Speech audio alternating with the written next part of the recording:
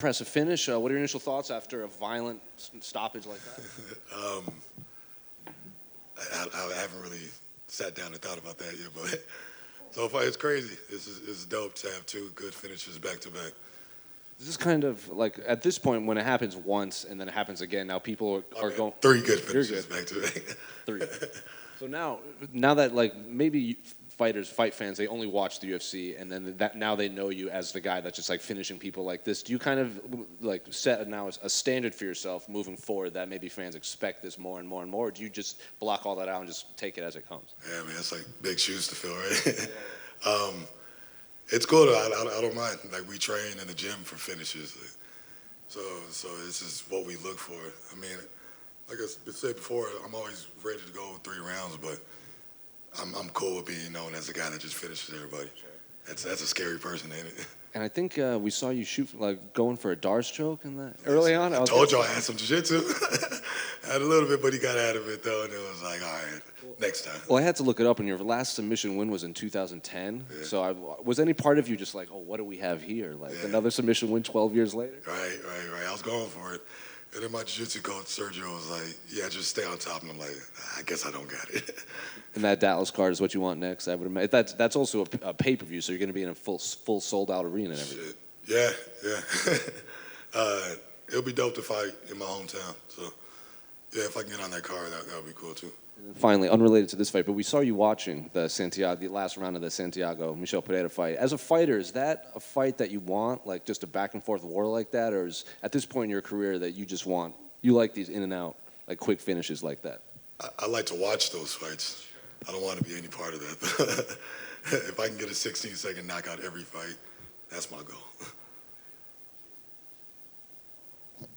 One of the things that they were talking about there was they were talking about your elbows, and I just quickly scanned over your wins, and I don't think you have any wins by the elbows. Is there something about the elbow, the fact that it's just a little bit more unique, that it's extra special, that's what you actually got the knockout with? Yeah,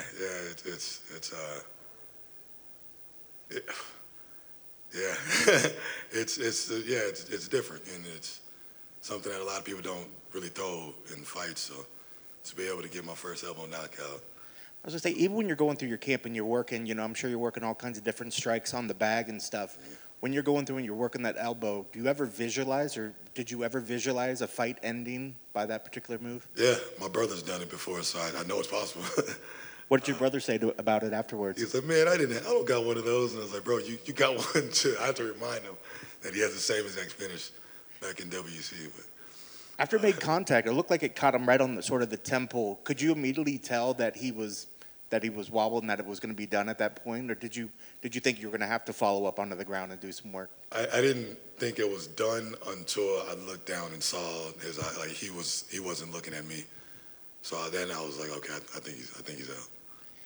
Now, especially like you said, people are going to look at what you did out there. They're going to expect that sort of thing. But do you think that's also the kind of message that you could send to the division, like, look what I'm capable of, guys, and not that that's the kind of thing that you think of, but, you actually kind of can have a little extra swagger, and is that sort of a message to the division of the different variety that you might bring out there? Yeah. I mean, my last fight was so short that nobody really got a chance to see what I was capable of doing. In this fight, I was able to show a little bit more, so and then I was still able to get the finish, so it lets everybody know that the last one just wasn't an accident. And now it's like, okay, we do got to be worried about this guy. And I know you said that this was 3 in a row, but I quickly looking, it looks like you're if you go back to your 4th one, you won by a knee to the body and punches. So that was at LFA. Yeah. So I guess that's 4 in a row. 4, coach. I forgot all about that one. I guess this is the kind of thing that does this immediately tell you that the things that you're doing in camp, the people that you have around you, everything's working, at this point? I mean, I'm sure that you're going to go back and you look at tape, but when you think about what this has done, do you immediately just go back to the gym and say, let's just keep what we're doing? Or are there already things in your mind that you're like, I liked how it felt, but can we also work on this and kind of push for something else moving forward? No, my team, One Kick and Sergio, they always try to push me. It's never like just comfortable with doing what we're doing. They always want to make sure I'm getting my ass whooped in the gym. So so whatever we're doing now, it's perfect. It's working. What's funny because fighters always come in there and say that the battles that they do in camp leading into it are so much harder than the fight. Like the fight's fun. Then you come out here to, you end a fight in a matter of moments. Makes you got to think that, all that hard work in the camp, everything's paying off completely. Yeah, one of the days I showed up, Sergio looked at me and was like, oh, he doesn't want to be here. So like every day in the gym is just tough, and it all shows out here. Well, I guess last thing for me, you've never seemed like the kind of guy that like looks too far ahead. But when you're looking at your camp, you're looking at the work you're doing, you're looking at your body of work that you're doing right now. You're looking at 2022, and even closely after that. How long do you think that you're actually contending for maybe like a title shot? How many more fights do you think you're going to need if you're putting on performances like that until you think that you maybe get that title opportunity? I don't know. I really don't know. But I know I'm close. So we'll see what happens next fight. That's awesome. Congrats on the victory. How are you going to celebrate? Chill. Chill with chill? the team. Yeah, just kick it with the family. That's awesome. Yeah. Congrats, man. Thank you.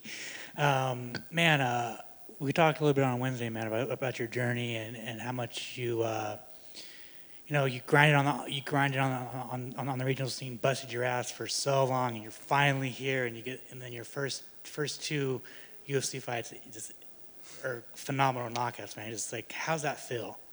It's crazy. Like, it's crazy. It took forever to get here, but it's